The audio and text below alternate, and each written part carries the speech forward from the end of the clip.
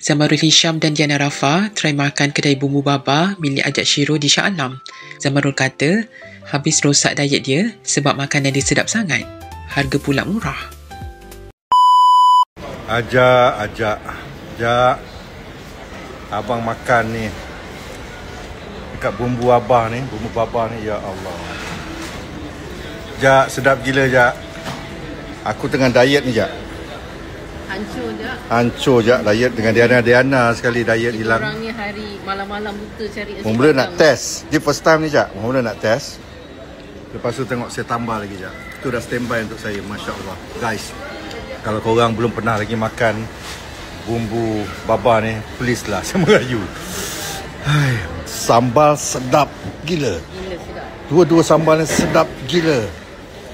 Ikan goreng, ikan keli ni, Masya Allah. Bertambah ni putih.